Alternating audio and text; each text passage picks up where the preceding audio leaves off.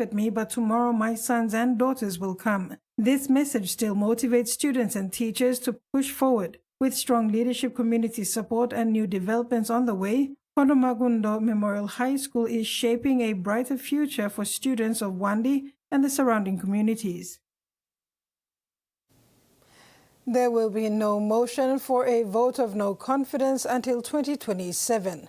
This follows the five-man bench Supreme Court ruling on Friday, November 28, in favor of the amendment to Section 145 of the Constitution. The government introduced the amendment to Section 145 of the Constitution, which relates to motions of no confidence. The amendment was to ensure that another motion for a vote of no confidence against a sitting Prime Minister cannot be moved again within 18 months after a previous attempt has been defeated or has failed. The insertion of subsection 5 to Section 145 of the Constitution reads, "Where a motion of no confidence in the Prime Minister is unsuccessful, a subsequent motion of no confidence in the Prime Minister or the Ministry after the unsuccessful motion of no confidence shall not be moved for another period of 18 months, commencing on the date that the motion of no confidence is unsuccessful." The bench, comprising Chief Justice Sir Gibbs Salika, Justice David Cannings, Justice Penuel Mogish, Justice George Manuhu, and Justice Derek Hodgson of the National and Supreme Courts, stated that the defeat of a motion of no confidence is, in effect, an affirmation of confidence in the Prime Minister. It operates as a signal that the Prime Minister has earned the privilege of being shielded for a limited period of 18 months from any further motions of no confidence. The five-man bench further ruled that the constitutional amendment does not tamper with the basic structure of the Constitution and does not undermine the principle of accountability of the executive arm of government to the Parliament. The court accordingly ordered that all relief sought by the applicant be refused. In response to the ruling, Prime Minister James Marape said the parliamentarians are exercising their rights today and they have 13 more months before the next general elections. He said today, in as far as the Supreme Court is concerned, the amendment they did is in order. The court ruled in favor of the amendment and there will be no motion for a vote of no confidence until 2027, which is only 13 months down the line. Kamala Guare, TV1 News. This is TV1 News. Among stories after the break, safer dental services at Pomgen and more settlers issued eviction notice.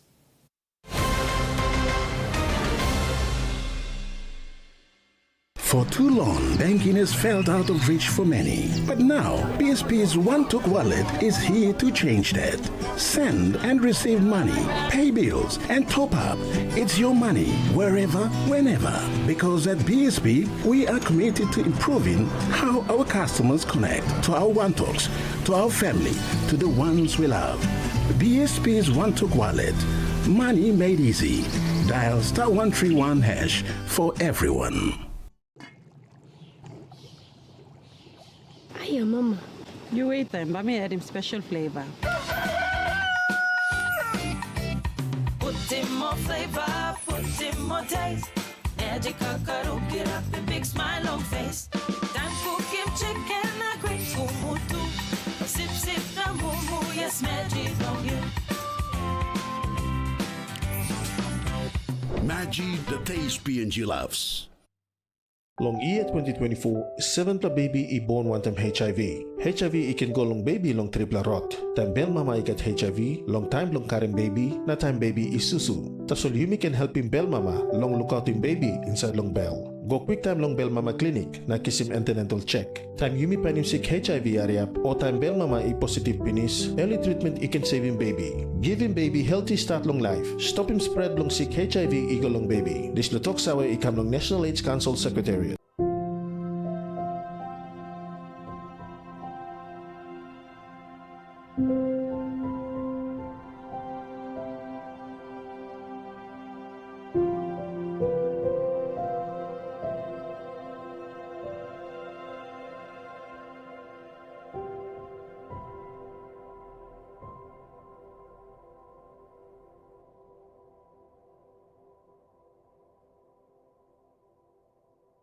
Whether we're playing sport, exercising for fitness, being active for work or play, just having some fun, or just chilling, there is one name we can count on that we know will keep us going strong. Skell rice. Healthy, nutritious, delicious medium grain rice full of vitamins and minerals. Skell helps us maintain a healthy, active lifestyle so we can enjoy every day. Skell rice.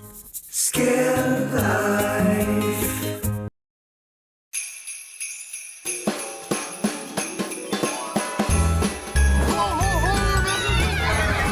Home sweet home.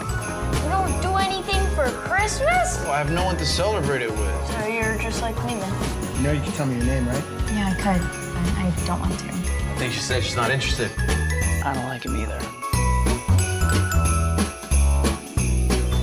You've been waiting for this woman for 20 years. It's a magic paintbrush. Magic paintbrush that can paint the future. What? When they want to host this big Christmas party. I just want to say thank you. Sure.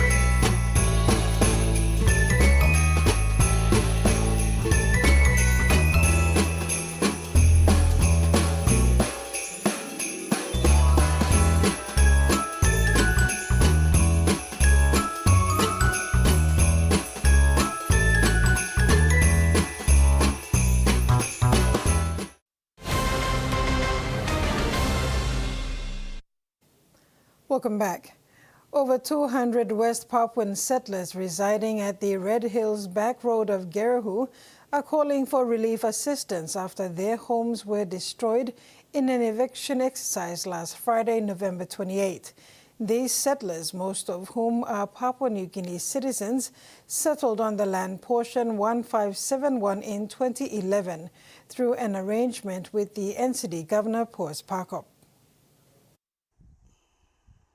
Their safe haven, the place they called home, is damaged, semi-permanent houses bulldozed and gardens uprooted during an eviction exercise. 200 families of West Papuan origin are now homeless. All garden, all families are garden looking all the time. Smash go down and now now. The settlers applied for the land for the purpose of setting up their office administration building and for the proper settlement of West Papua refugees. They applied to the NCD Physical Planning Board permission for subdivision under the Physical Planning Act, which was approved on December 28, 2013. However, the land was disputed and the matter was brought to the court. Now the National Court has ruled in favor of Swanita Limited as legal landowner. The eviction is a result of that court decision. However, the settlers say the eviction notice did not include land portion 1571, but only portions 3438 and 3442. They are now questioning whether their eviction followed the right process. Their lawyer obtained a stay order and put a stop to the eviction. Sadly, most of the homes were destroyed and the affected families are seeking relief support and a place to resettle. Even come up or say, me Paul, me by go away. A meeting or some ground, big man God giving me plan.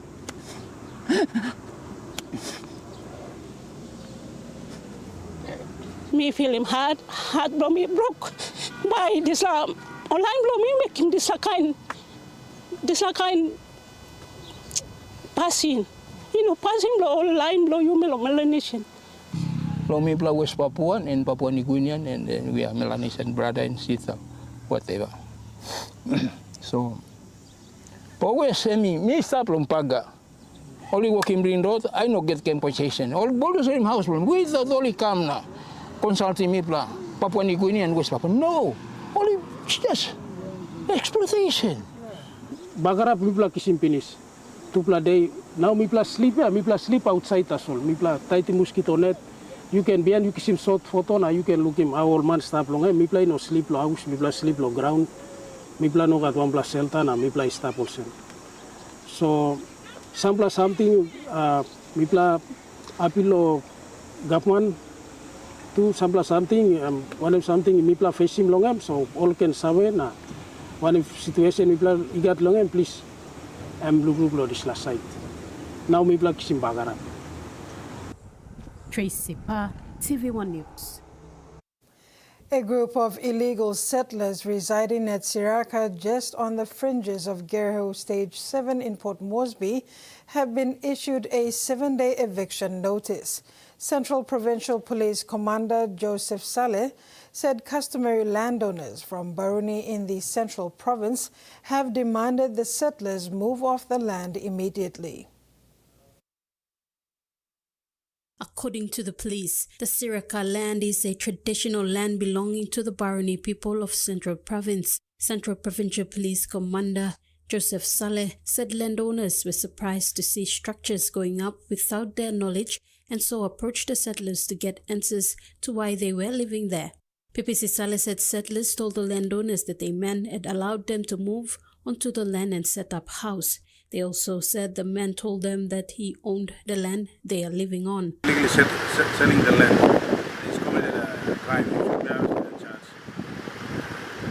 So complainants, they have to come up and report to Central Police or CID will investigate and have them prosecuted. PPC Saleh said most of the people who went to settle there were also evicted from other settlements around the city. The PPC has also called on the people purchasing land from individuals claiming to be landowners to verify land documents first to ensure they are dealing with genuine sellers. Meantime, PPC Saleh is urging the Siraka settlers to adhere to the eviction notice, as failure to comply with the eviction order may result in forceful removal.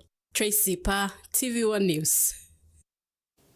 Police officers use police vehicles to respond quickly to crime when it occurs, and this asset must be protected despite the sensitivity of any form of crime. NCD Metropolitan Superintendent Warwick Simateb said this when responding to an incident where a police vehicle belonging to the Badili Police Station was allegedly stoned on Saturday, November 29, 2025, at Talai Settlement while police were attending to an ethnic clash in area.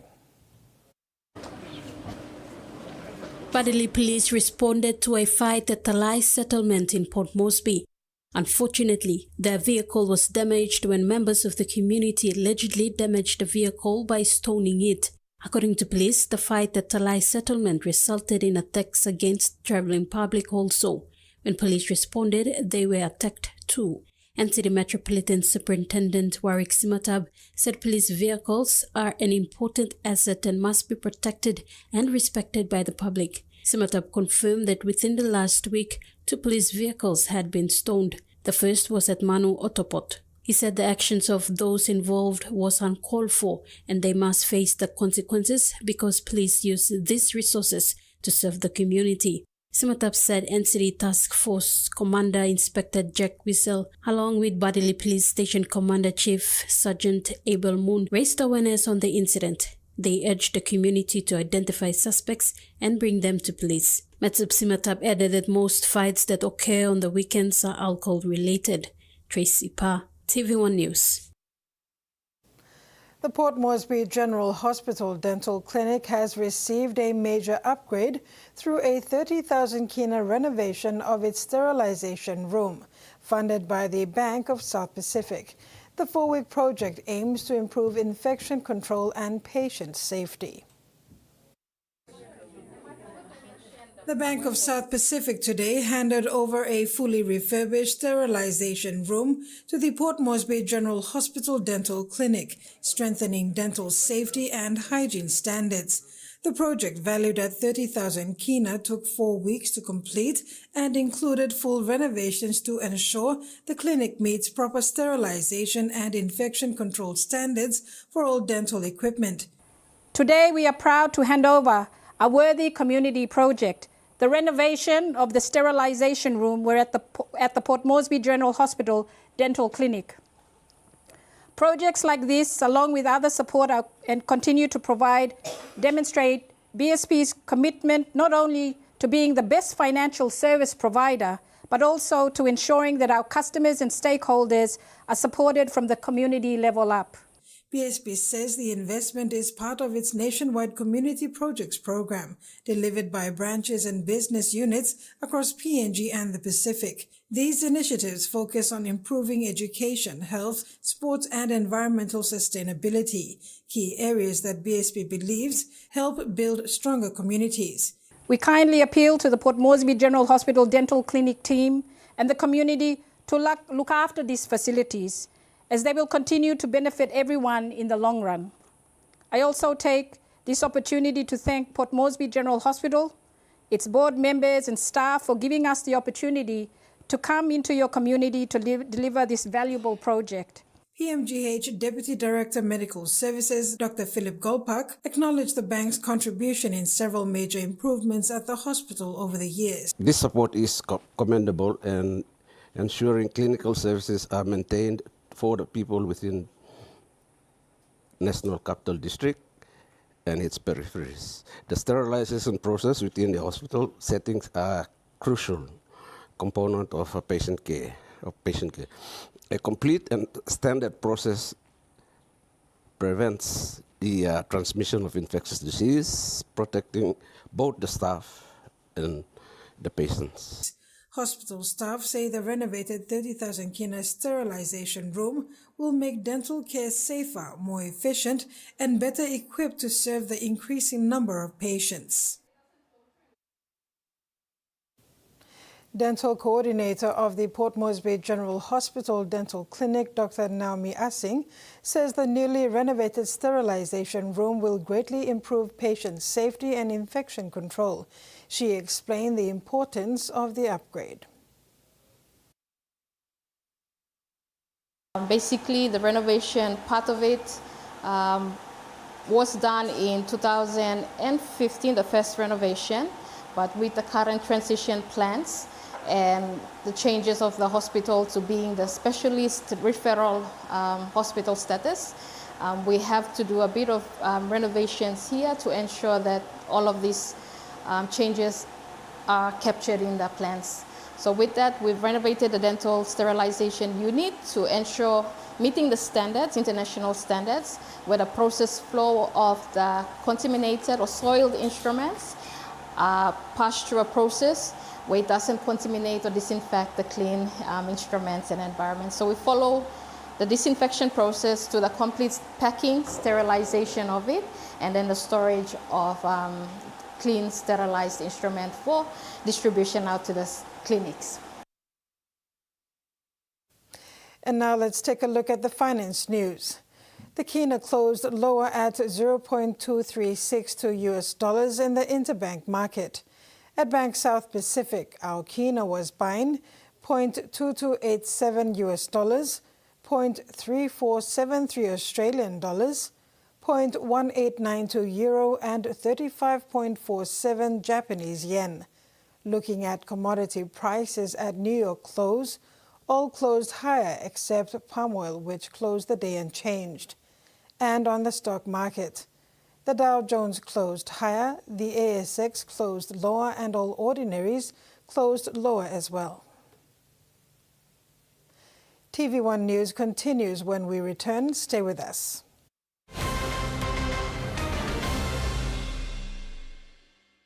Banking doesn't have to be complicated. With PSP's One Talk Wallet, control your money wherever, whenever. Dial *131#, enter your PIN, select cash in or out, and generate a secure code to withdraw cash. It's the only wallet for cardless ATM withdrawals. Send and receive funds, pay for goods and bills, or withdraw cash with ease. All with PSP's One Talk Wallet. PSP's One Talk Wallet. Money made easy. Dial *131# today.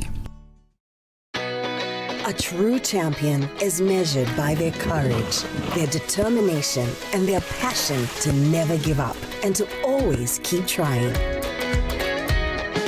With a delicious Milo and milk taste and added nutrients, Milo and milk is a great way to fuel our little champions with nourishing energy every day. Because true champions give it their all. Milo, PNG e Mia. Fine PNG made.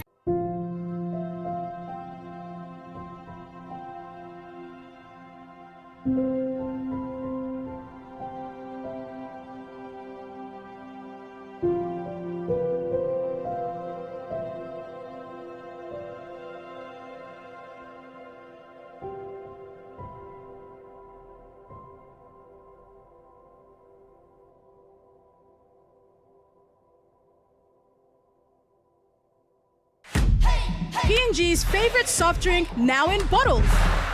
Goldspot brings you fresh, bold flavors in brand new 500ml bottles.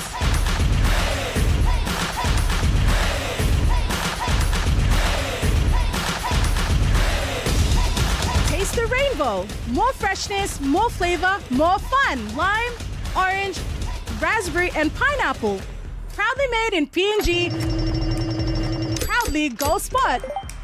Hey P&G, guess what? What? You can save up to 34% on digital TV plans when you pay with Cell Money. Nice, yeah. And now, just visit a Cell Money agent or Digicel store to deposit money into your Cell Money wallet. Then dial *888# to buy your prepaid TV plan from your Cell Money wallet or use the Cell Money app and boom! Save up to 34%. Yeah. Now you can enjoy more entertainment for less, only with Cell Money, a product of Digicel. When nations collide and technology disrupts, the world stands at a turning point. This December, China's restrictions on rare earth exports have shaken the world as the US looks for alternatives. Securing supplies is only a first step. Could the Asia-Pacific hold the key to solving the rare earth problem? In the new season of When Titans Clash, the race for rare earths. When ATMs across Taiwan were hacked and began spitting up millions in cash. 有2名外国男子全副武装遮掩，在领款的过程中，后面的民众认为他可能是车手，就准备要报警。Watch how Taiwanese police cracked the code and took down an international cybercrime syndicate inside the great ATM heist. Across parts of Asia, the digital native generation is challenging power. They want a society that is fair. Are governments ready for the Gen Z rebels demanding change? This December on CNA.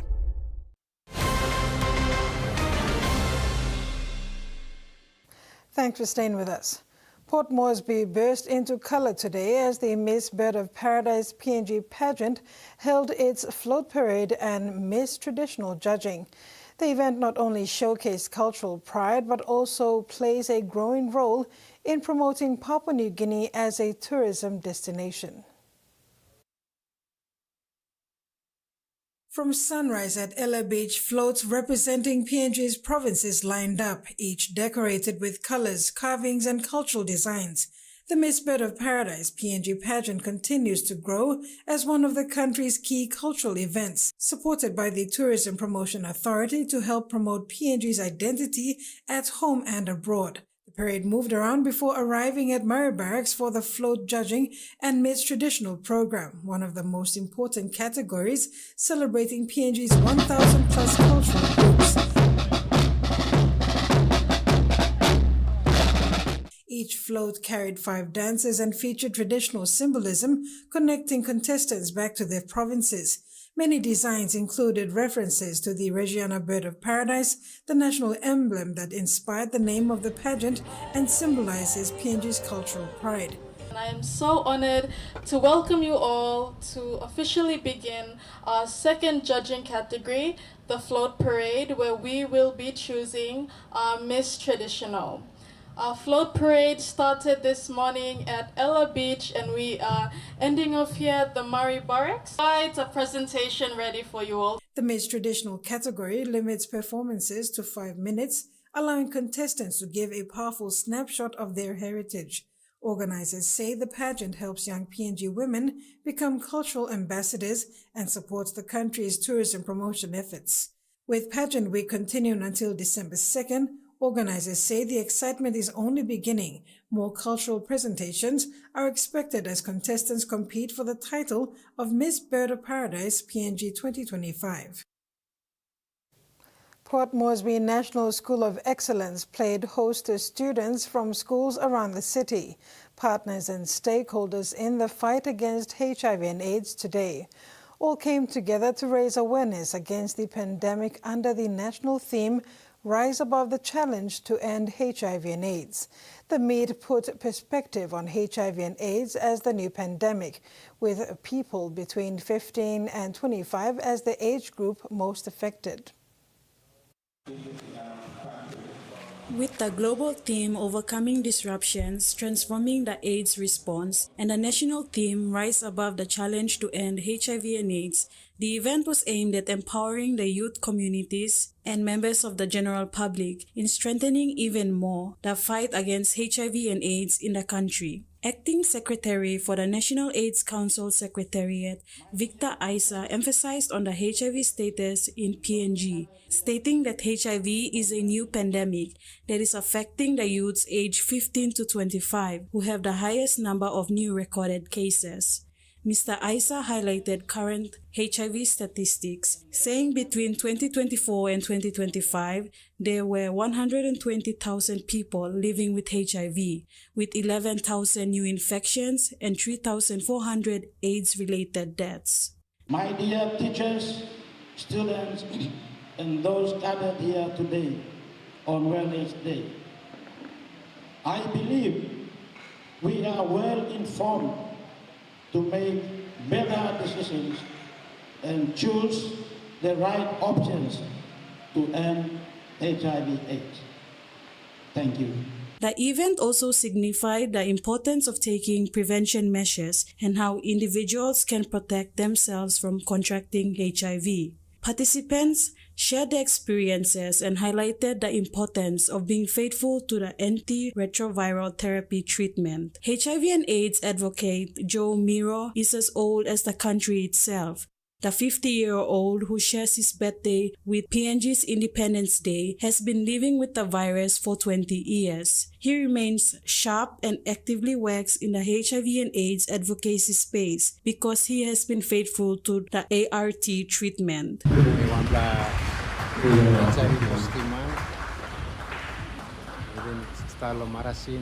For 25 years now.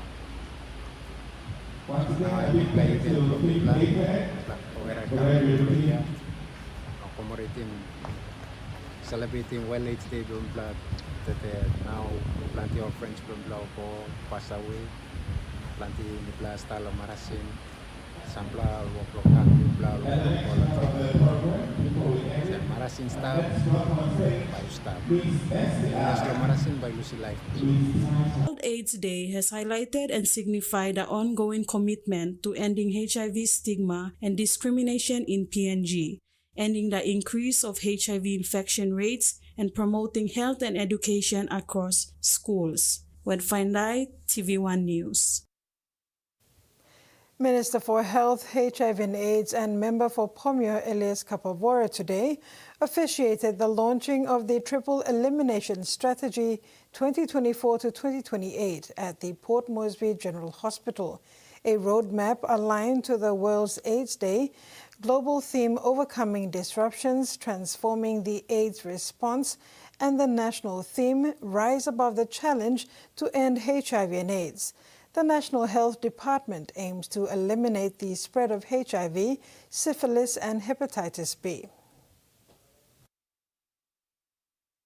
Today on World AIDS Day, the Triple Elimination Strategy on HIV, hepatitis B, and syphilis was launched with the cutting of a ribbon by Minister for Health, Elias Kapavora, and representatives from WHO, United Nations, and Australia's Department of Foreign Affairs and Trade as a bilateral partner. Deputy Secretaries and senior staff of the department, the Port Moresby General Hospital, WHO and UN officials, and bilateral partners witnessed a challenging milestone achieved today. I'd like to say that the future remains bright for Papua New Guinea. If you see our budget, the government remains committed. You'll see increased level of funding to the public health programs. And I will be presenting tomorrow in Parliament the response to our budget tomorrow in Parliament. You see the trend. You will see the trend. Government will put in money in the public health programs. Today, you may are clear also. I was, asked a question last week. Was it last week? Yes, last week on the floor of Parliament. The Global Fund, as we hear today, they're going to reduce some of the support to public health programs. I want to make it clear, Global Fund does not support the general medical supplies to Papua New Guinea. They support only the public health programs of communities, also malaria, TB and HIV drugs lo country. All the medical supplies, public in the government, I mean fully 100% in Baim Nasta. One of the main partners in supporting the work of HIV and AIDS and health in general in the country is the Australian government. This year's theme, Overcoming Disruption, Transforming the AIDS Response, calls for resilience and unity. Papua New Guinea celebrated its 50th anniversary of independence in September. And as we draw closer to the end of this remarkable year in the country's history, we are reminded that progress in health is central to the nation's future. Currently, there's approximately 30 new cases every day, and tragically, 7 babies born with HIV positive every day. Nancy Karipa, a mother of 5, discovered her status when she went to antenatal clinic to have her first baby. Instead of pitying herself, she took the doctor's advice to take the antiretroviral therapy treatment. Her faithfulness to her medication resulted in her bearing 5 HIV-negative children. Sick no good, or binatang blow HIV stop you. So I'm talk one time in and talk. But me starting you lo marasin. I'm good plan bro picking any blow you by no con kisim sick. So me talk okay, meeting in picking any blow me so me was kisim marasin. So me kisim marasin. Mantay marasin me faithful also marasin now. Get a 5 pla picking blow me too me carimol. Only negative. Wow. Now me blow stop. So Mr. Camel baby clinic lo check up so now I'm all get no got sick. It is important for those who are living with HIV virus to be faithful to the ART drugs because it is free and available at government health facilities. Frida Kana, TVWAN News. In regional news, extreme weather across Asia has killed more than 800 people, with floods, cyclones and torrential rain continuing to affect millions. The death toll in Sri Lanka from Cyclone Ditwa climbed to 212, with 218 missing, officials said on Sunday, as floodwaters breached a dam and rescue operations continued for a 4th day. The Disaster Management Center said in a statement that nearly 1 million people had been impacted by the heavy rains and floods that had swept through large parts of the South Asian island nation, forcing nearly 200,000 people into 1,275 shelters.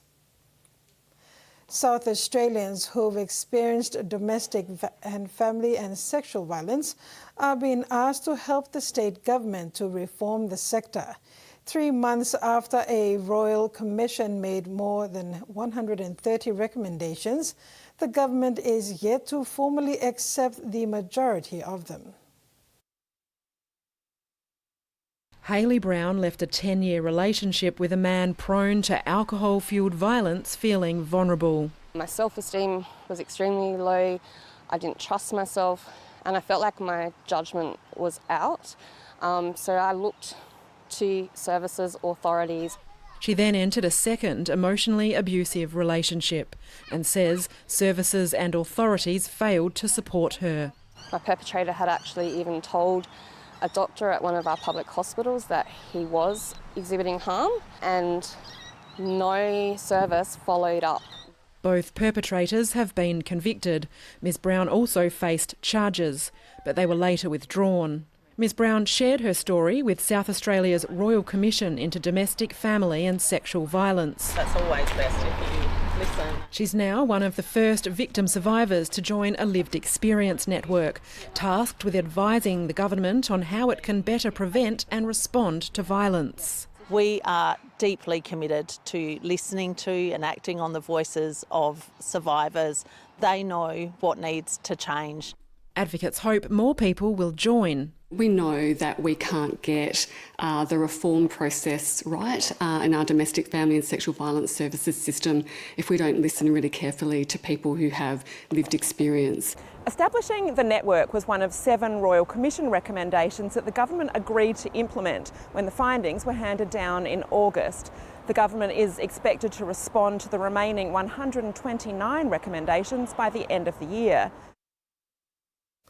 Official data on a government website showed that the death toll from floods and landslides following cyclonic rains in the Indonesian island of Sumatra has risen to 417. Large parts of Indonesia, Malaysia and Thailand have been stricken by cyclone-fueled torrential rain for a week, with a rare tropical storm forming in the Malacca Strait. At least 279 people are still missing, 80,000 have been evacuated, and hundreds are still stranded across Sumatra Island. The death toll in North Sumatra has risen to 166, while 90 people died in West Sumatra. Rescuers also retrieved 47 bodies in Aceh. Over 59,600 displaced families have fled to temporary government shelters. One side says they want to preserve Australian values. The other describes itself as united against racism and bigotry. Both featured in immigration and counter rallies on the streets of Melbourne today. The protests were largely peaceful, but police say they'll be reviewing security footage to investigate a number of reports of offensive behavior.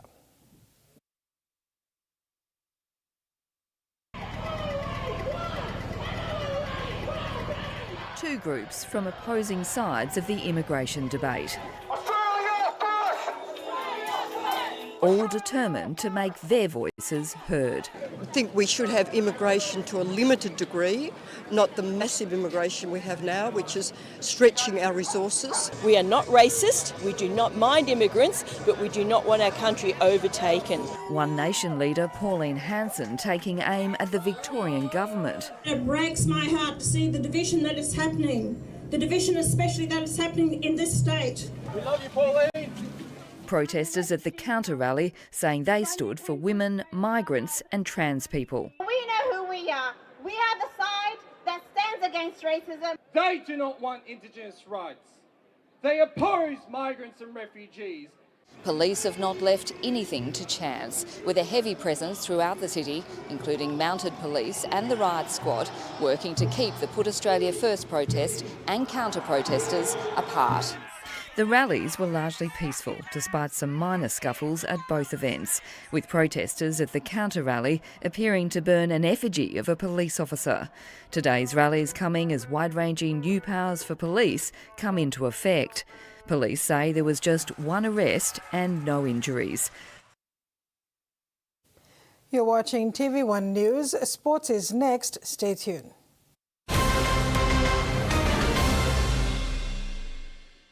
Hello from the highlands. Here, the mountain air invigorates your soul. Lush green forests, wonderful wildlife, and cascading waterfalls. When you visit, everyone from the pickaninnies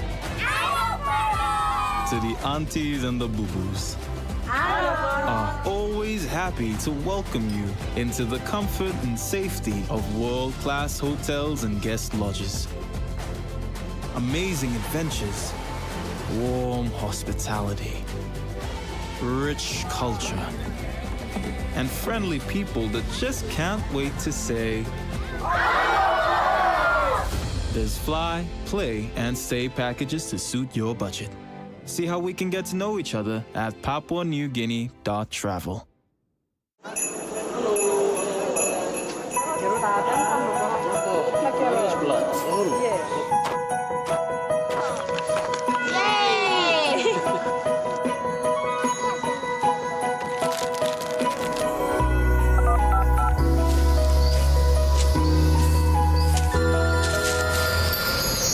I'm on my way.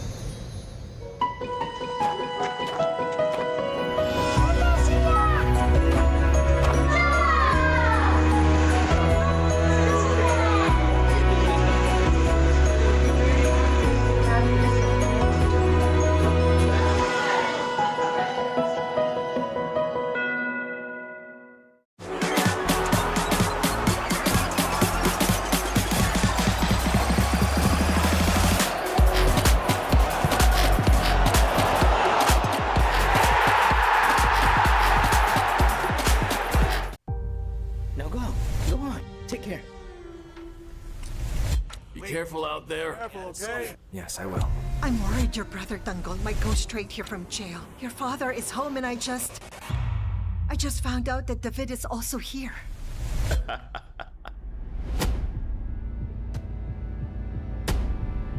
What is wrong with you?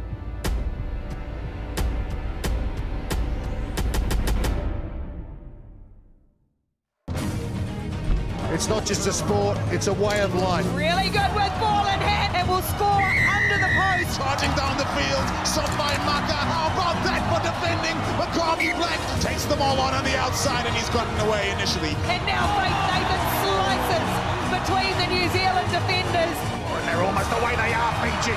They're going to get the opener in the second half. One line break is enough. They live and breathe this game. Trace Urban is Trace's flagship TV, exclusively dedicated to the best urban music and artists. Trace Urban offers a unique mix of the most popular American, European, African and Caribbean urban music genres. Trace Urban benefits from the power and musical expertise of Trace, which has endlessly promoted African music stars since 2003 on all its channels. Welcome to Trace Urban. We are urban music.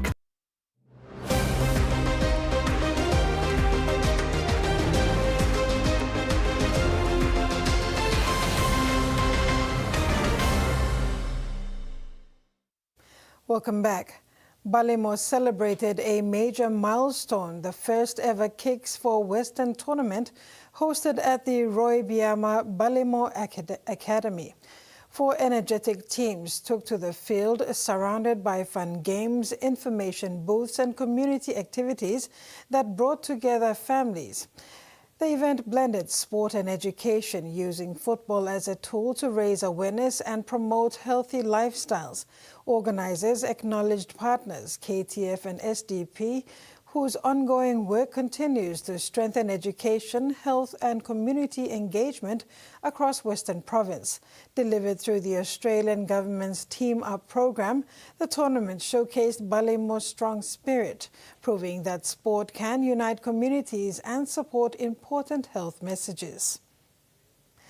The spotlight is on Goroka this weekend as the 64th National Track and Field Championships open on December 5th at the National Sports Institute. The national meet, organized by Athletics PNG, will run through to December 7th and is backed by key sponsors, including Prima, the Lay Biscuits Company and MSD Store, among others.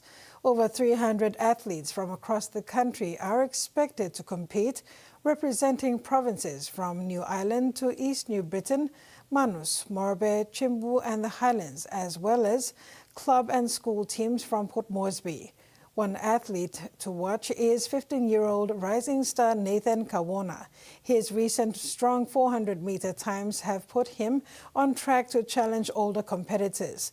The championships will also help Athletics PNG finalize its national squad as part of preparations for future regional events, underlining the meet's importance not just for bragging rights but national selection.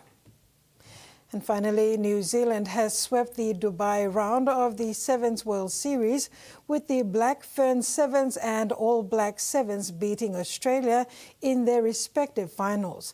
The Black Ferns Sevens thumped their arch-rivals 29 points to 14 before the All Black Sevens held on to beat a fast-finishing Australian side 26 points to 22 in the men's title match.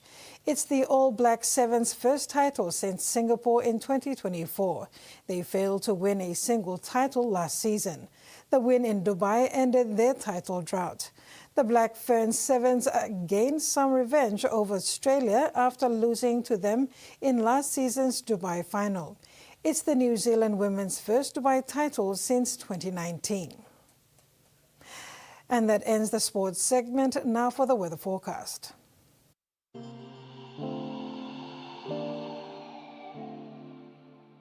Southern region, Port Moresby, partly cloudy. Momaset, Lay City, partly cloudy to cloudy skies with few showers and possible thunderstorms. New Guinea Islands, Kokopo and Rabaul, cloudy periods with some rain, then rain showers and thunderstorms. and Highlands region. Gorka, Barnes and Kundiawa mostly cloudy with some rain, then rain showers and possible thunderstorms. Oceans forecast. Coral Sea, seas smooth with north to northeasterly winds of 5 to 10 knots. Solomon Sea, seas smooth with northeast to northwest winds of 5 to 10 knots. Bismarck Sea, seas smooth to slight, moderate over new sector with northeasterly to southeasterly winds of 5 to 15 knots, reaching 20 knots over northwestern sector. Pacific Ocean, seas smooth with northwest to northeast winds of 5 to 10 knots. And coastal waters. Waters of Medang to Wewak to Vanimo and northern PNG and Indonesian border, and waters of Manus and its western group of islands, seas 0.5 to 1.3 meters. Waters of southern PNG and Indonesian border to Daru to Kiwai Island, and to Kerema to Yule Island to Hood Point to Samarai Island, and waters of Samarai Island to Cape Vogel and all Milne Bay Islands, seas 0.5 to 1 meter. And that ends another edition of TV1 News. Do have a pleasant evening. Good night.